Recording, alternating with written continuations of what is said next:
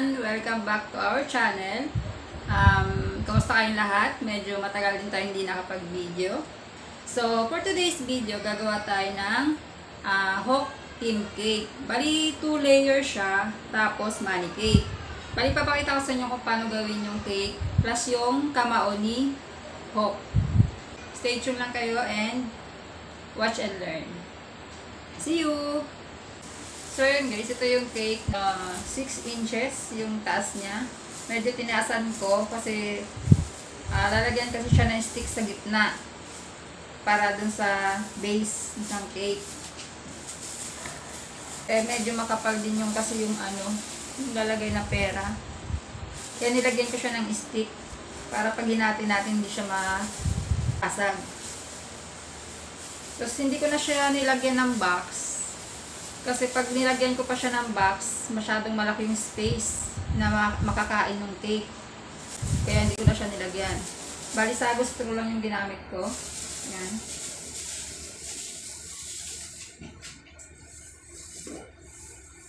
Gupitin natin yung dulo.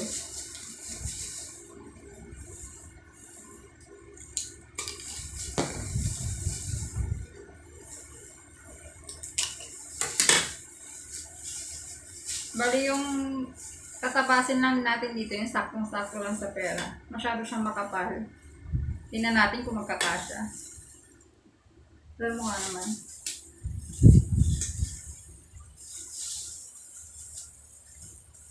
So dito natin siya tapasin. Bali ito yung tali. Ayan, ito yung stick. Secure para pag hinila, hindi siya talaga tutol.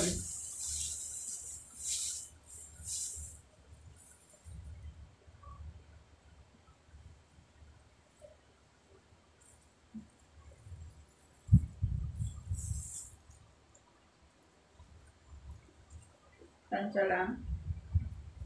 Sana hindi siya mabasa. Kasi masyadong makapal yung pera. Bali 57 bills kasi yung yung money cake natin.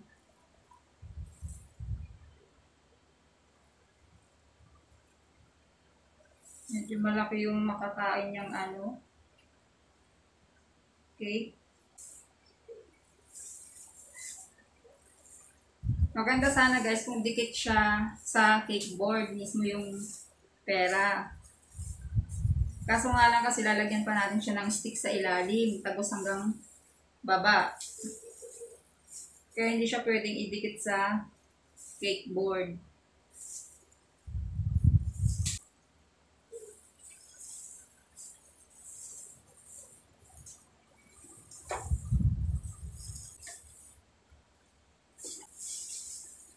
Tingnan natin kung kasya na yung pera.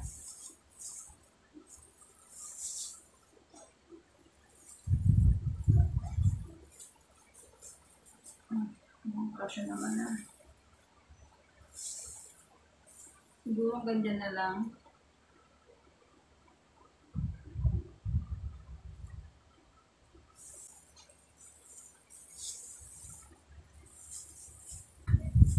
Yan, pwede na yan.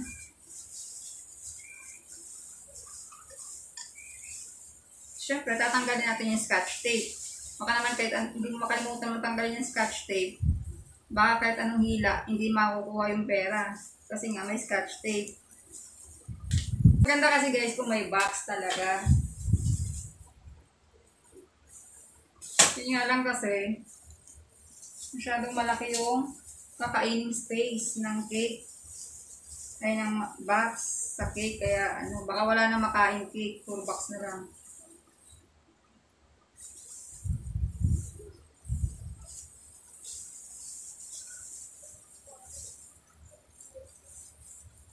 Yun.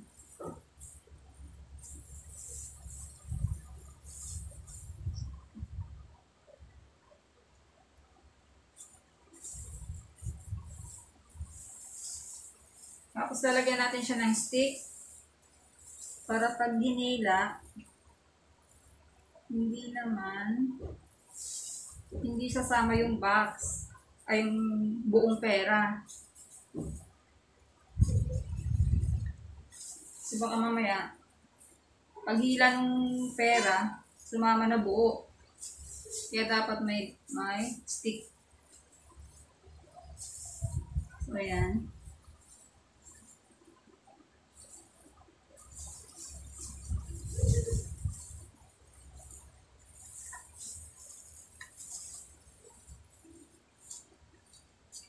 Ibabalik natin yung kaputol. Yung pinagtabasan natin.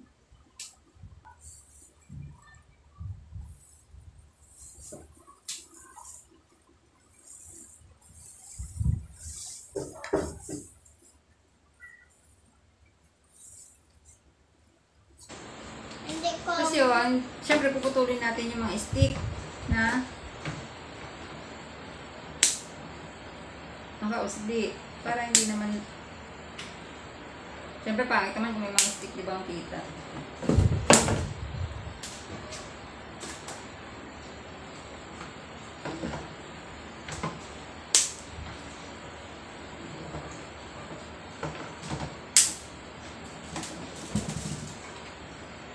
Ito lang yung stick na naiwan, yung para sa pera. Yung hihilain.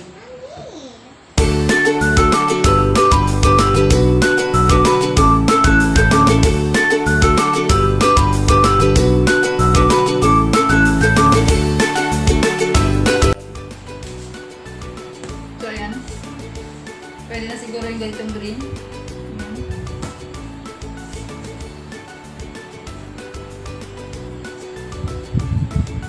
Dark pa naman siya mamaya. Kasi bukas pa na ito ng umaga.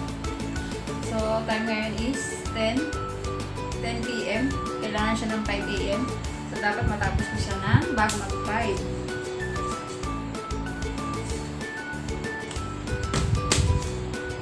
Yan, pwede na siya. Ngayon natin kailangan yung cornstarch. Kasi pa-flat na natin siya dito. Konti lang, konting cornstarch. Para hindi dumikit yung ating fondant.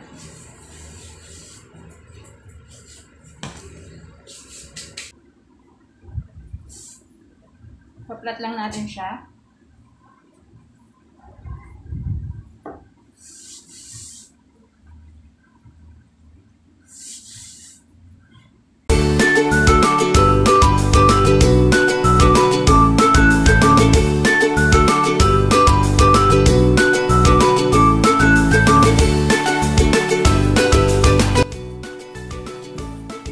Susukatin natin kung gaano kalapad yung cake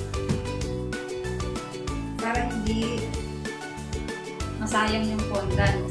Bali yung sukat ng cake natin is 9 by 4.5.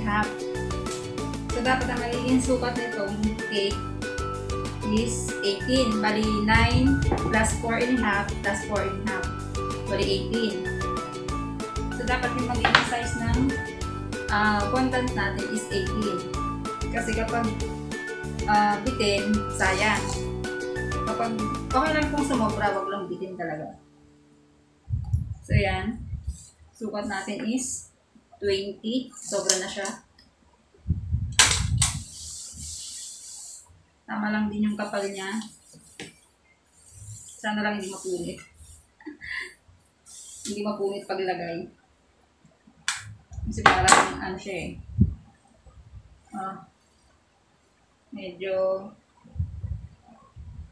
madry yung ating fondant. Pangit kasi yung marshmallow natin ngayon. Hindi siya ganun kaganda.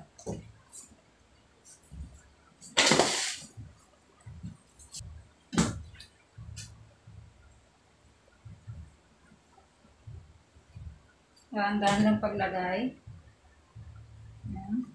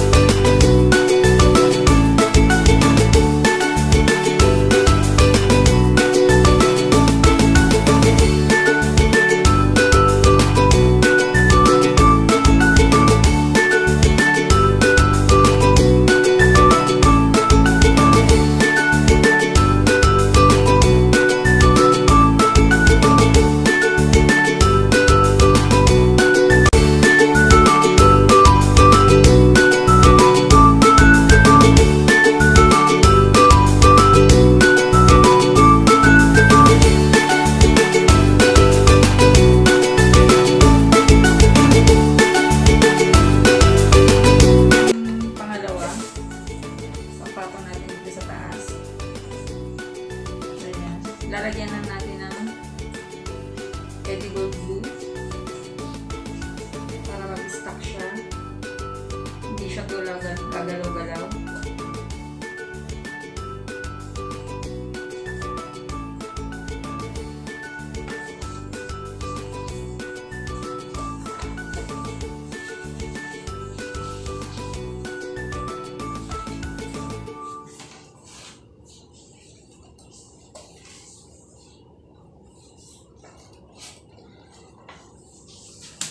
Bali, ito yung magiging harap niya. Ayan. Ito yung harap.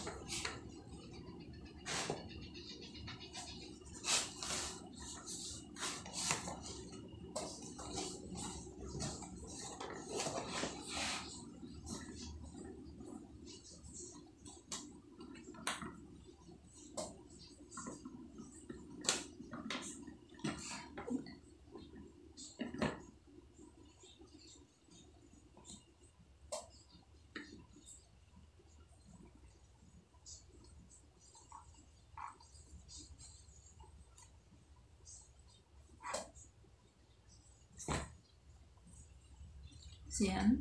Taran!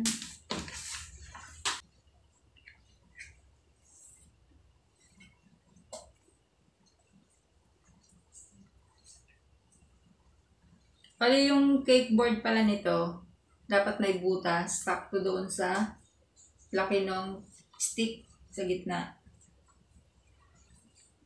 So, yan. Ayusin lang natin.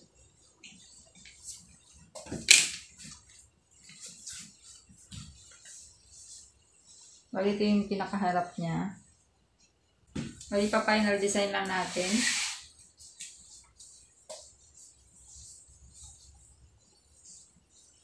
Bali, ito yung sa pera. Final design lang natin.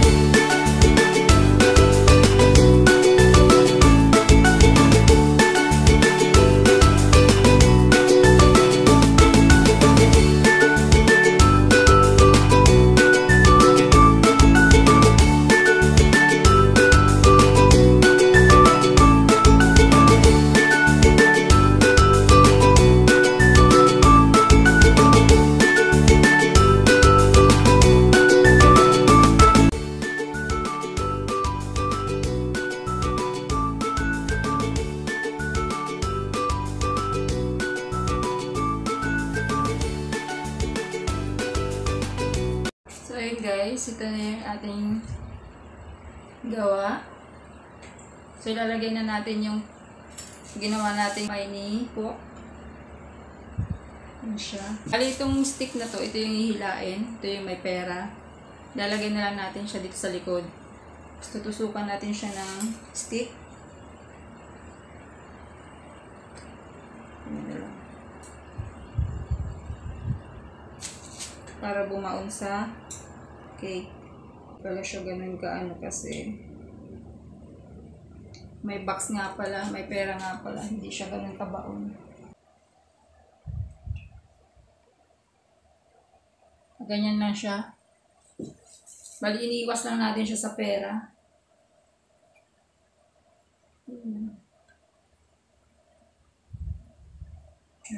Bali ito yung stick na hilain yung may pera.